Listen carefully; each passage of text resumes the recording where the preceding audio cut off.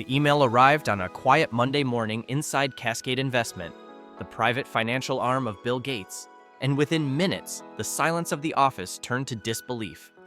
A quarterly report showed an unexplained deficit of $400 million, a number too large, too specific, and too perfectly hidden to be an accident.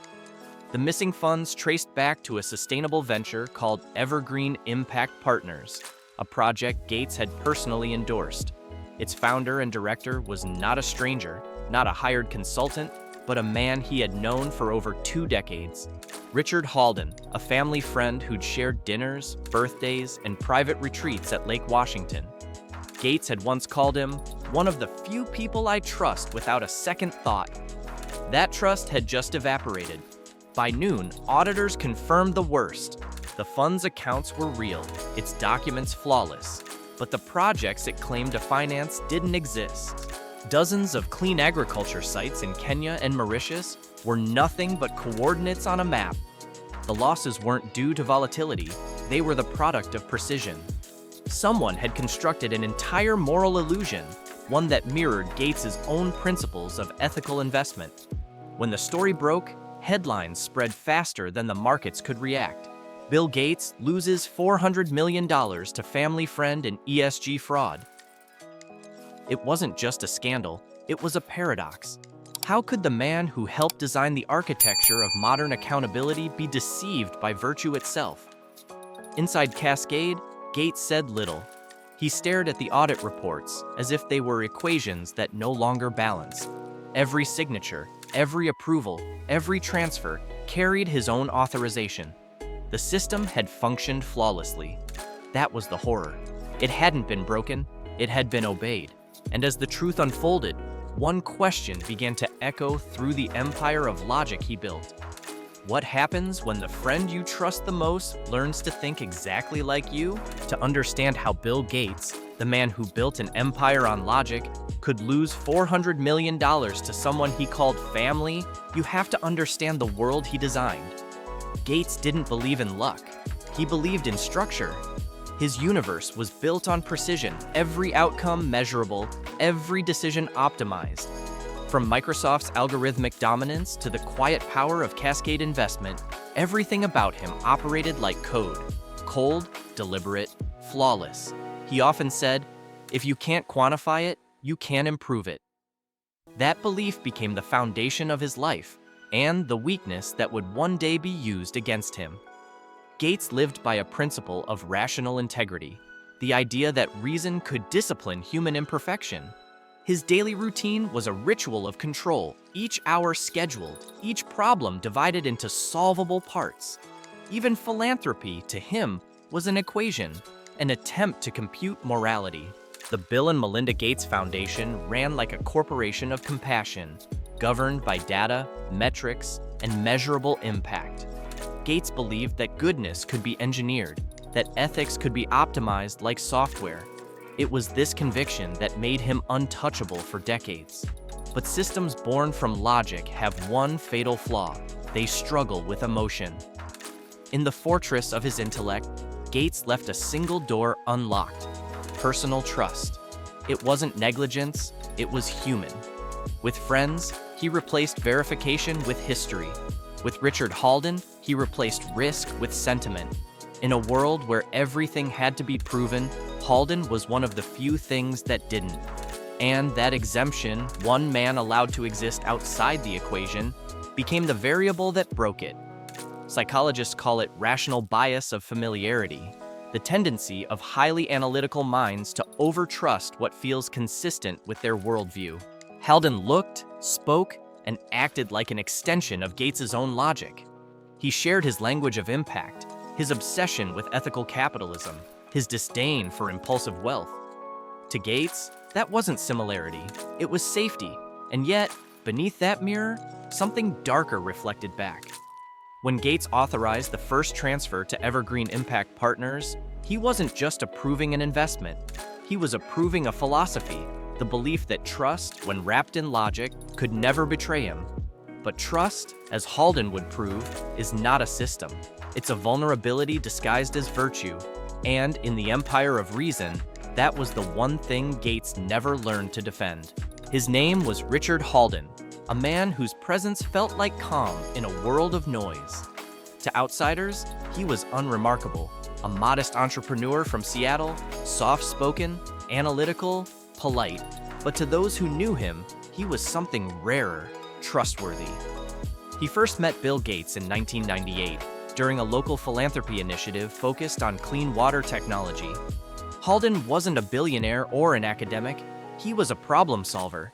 He helped Gates's team navigate logistical challenges, asking questions so precise they bordered on surgical. Gates liked him instantly. "He listens like an engineer," he once told a colleague. Over time, that quiet observation would evolve into something far more calculated. Halden understood something fundamental about Gates. The billionaire respected humility more than ambition, so he became humility personified. He dressed plainly, spoke softly, deferred credit, and appeared allergic to praise. He shared Gates's passion for ethical capitalism, co-authoring opinion pieces on profit through sustainability and attending global ESG conferences as a low-profile consultant. While others chased Gates for money, Halden offered perspective. He made himself the rarest thing in a billionaire's orbit, a friend without agenda, and slowly, that distinction became access. By the early 2010s, Halden had become a fixture in the Gates family circle, invited to dinners, vacations, even private think sessions at Lake Washington.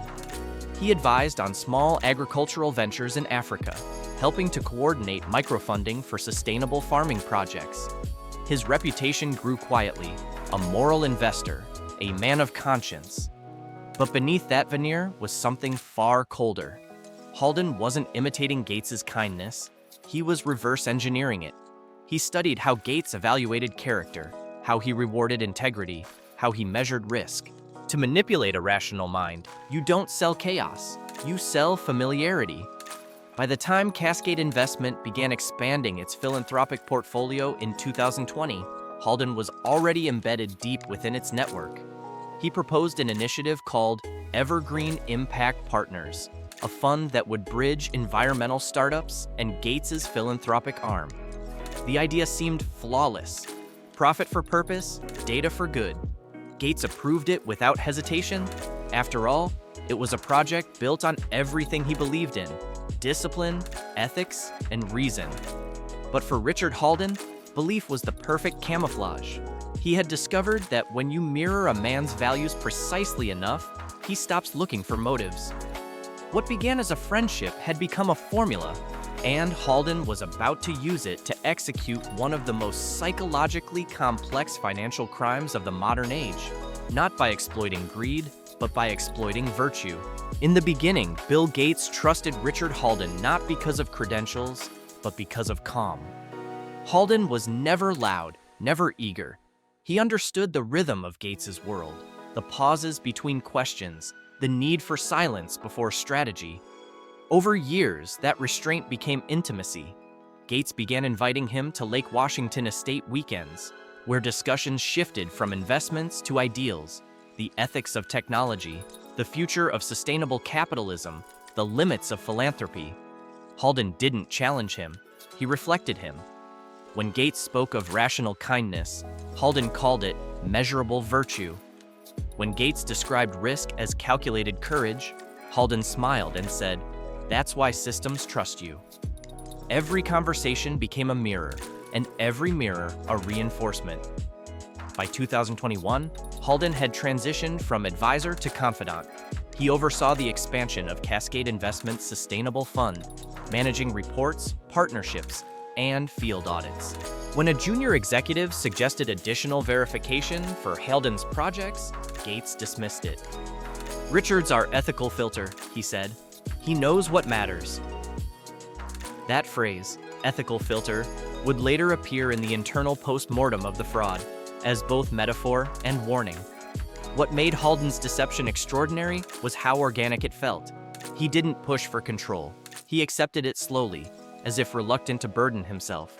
He offered to take smaller salaries, donated part of his bonuses to Gates's foundation, and publicly credited Gates for every success. Each gesture tightened the bond. Each act of humility deepened the illusion. Psychologists later described his method as progressive moral dependency, a technique in which trust is grown like a muscle until it stops questioning its own weight. When Evergreen Impact Partners was first proposed, Gates barely looked at the legal framework. He didn't need to. Halden had written it, and Halden was family. In meetings, Halden often quoted one line, "Integrity scales better than profit." It became a motto across Cascade's ethical division, printed on office walls. The irony would haunt them later, because when that phrase finally turned to ash, the man who coined it was already moving $400 million through accounts Gates himself had approved. The plan began like a sermon wrapped in data.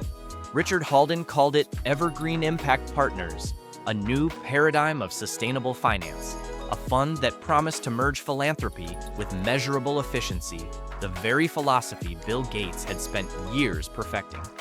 The pitch was flawless. Evergreen would identify carbon-neutral agricultural startups in East Africa, offering both profit and moral return. Gates loved the symmetry of it, a project where logic and virtue could coexist. He approved the first tranche of $120 million in early 2023. The documents were airtight. Audits from real firms, permits from African ministries, satellite imagery of lush test fields that, in truth, were barren tracts digitally enhanced by contractors Halden quietly paid off. But deception at this scale doesn't thrive on greed. It thrives on process. Halden didn't need to forge signatures. He forged confidence.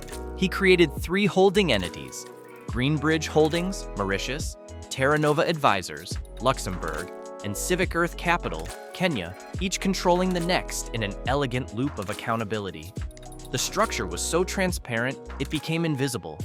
Money flowed through verifiable ledgers, confirmed by independent ESG auditors, none of whom realized their data was being AI-generated through a proprietary algorithm Halden commissioned. The same algorithm that once tracked Gates's philanthropic impact was now creating evidence of progress that didn't exist. Between January and June 2023, Evergreen reported steady growth: 4.3%, 5.1%, 4.7%, always modest, always believable. Each report came with testimonials, photographs, and carbon offset certificates. Gates's compliance team applauded the consistency. Consistency was his gospel. But Halden had weaponized it. Every transaction looked ordinary because it obeyed the system's rhythm. Every dollar left Cascade Investment legally, accompanied by the correct documentation. The fraud wasn't in the numbers, it was in the narrative. By the 4th month, $400 million had been quietly siphoned out through temporary liquidity adjustments, dispersed across a network of secondary funds before vanishing into encrypted offshore accounts in Zurich and Copenhagen. Halden even paid taxes on portions of the withdrawals to make them appear legitimate. There was no chaos, no urgency, just the serenity of a plan too perfect to question. When auditors later reconstructed the timeline, they found the brilliance wasn't in what Halden built, but in what he imitated. He mimicked Gates's own logic, his cadence, his documentation style, even his philosophical tone. The fraud read like it was written by Gates himself.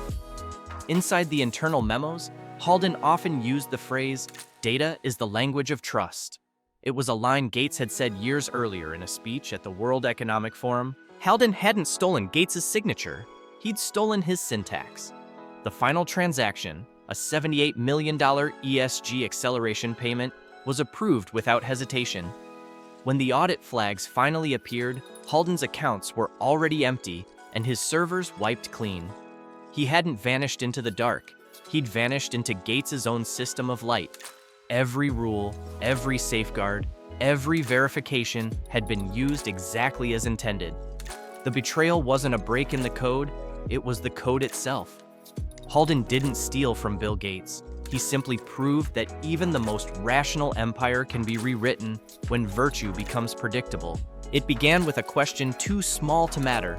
An ESG analyst at Cascade Investment noticed a discrepancy between Evergreen Impact Partners' carbon reports and satellite imagery from Kenya's Rift Valley.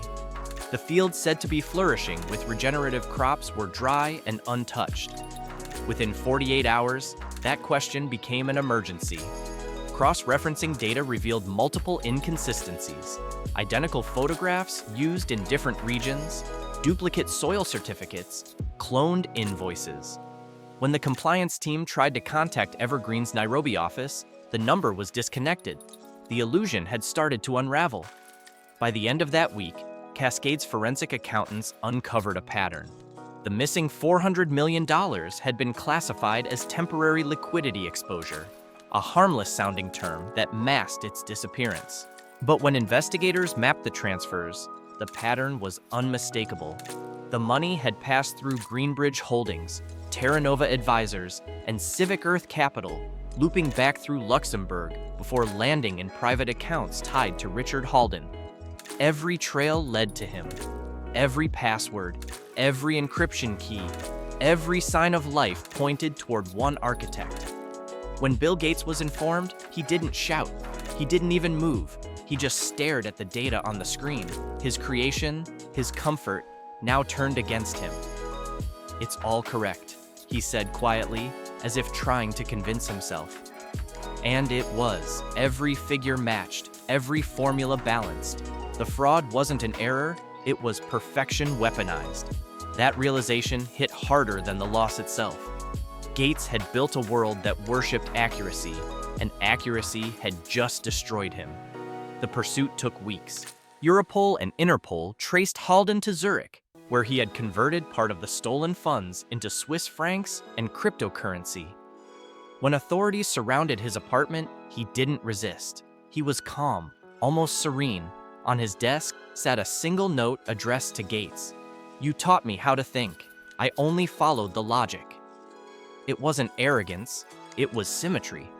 When the news broke, markets barely reacted. To the world, it was just another scandal. But within Gates's empire, it was a spiritual collapse. A system designed to make morality measurable had been undone not by greed, but by imitation. And as one investigator later said, he wasn't hacked, he was mirrored. The story of Bill Gates and Richard Halden was not about theft. It was about reflection. They were two sides of the same design, bound by intellect and undone by belief.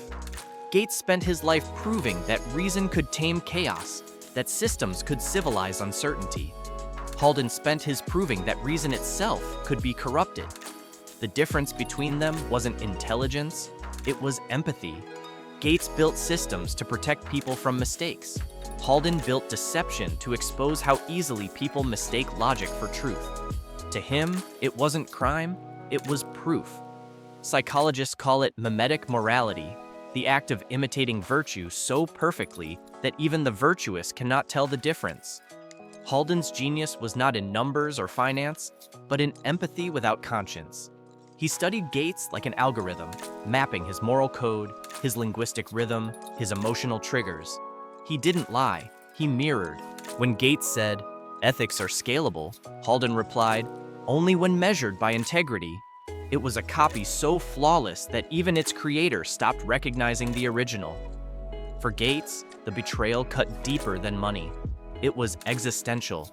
He had always believed that morality could be quantified, that transparency was proof of purity. But transparency is easy to counterfeit when your audience expects clarity. Halden understood this perfectly. He didn't challenge Gates's worldview. He confirmed it so completely that skepticism felt unnecessary. In doing so, he transformed Gates's greatest strength, his rational trust, into his greatest vulnerability. When Halden was questioned during trial, he said, "Bill believed in a moral equation. I just balanced it." Investigators thought it was arrogance, but Gates understood it differently. It was the logic of a disciple who had learned too well. For years, Gates had mentored a generation of thinkers to build systems that could correct human flaws. Now, one of those systems had learned to imitate humanity's darkest one, deception. After the scandal, Gates told a confidant, "I never thought logic could lie." But logic had lied, because logic in the wrong hands can imitate truth without embodying it. What Halden proved was terrifyingly simple. When morality becomes mechanical, imitation becomes indistinguishable from integrity. In the end, the difference between the two men was not wisdom, but purpose. Gates wanted to make the world predictable. Halden wanted to remind it that predictability is just another illusion. Their story wasn't about intellect. It was about what happens when intellect forgets that the human heart, not the algorithm, is still the source of truth. Months after the arrest of Richard Halden, the empire of Bill Gates remained outwardly unchanged.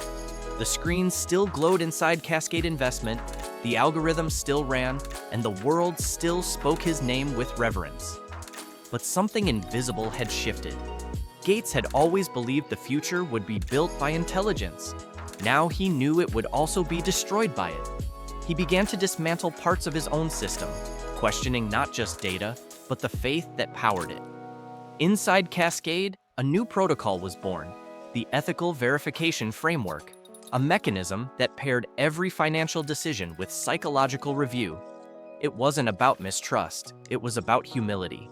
Gates told his team, "We can't automate integrity, we can only remember it." Richard Halden received 25 years in federal custody, though even in prison he spoke more like a philosopher than a convict. When asked by reporters why he did it, he said, "Because good men believe in proof. I just gave them proof they could believe in." His words were dissected across boardrooms and classrooms, seen not as justification, but as a warning. For Bill Gates, the loss was never truly financial, it was metaphysical. The scandal didn't question his wealth, it questioned the foundation of his worldview, that morality could be measured, that systems could self-correct, that truth could be made efficient. In the months that followed, Gates withdrew from public debate. He wrote quietly, privately, about what he called the fragility of reason. In one interview, he said, "I spent my life building machines that don't make mistakes. I forgot that humans need to." To the world, the story of Gates and Halden was a tale of fraud. To Crumbling Thrones, it was a fable of intellect collapsing under its own perfection.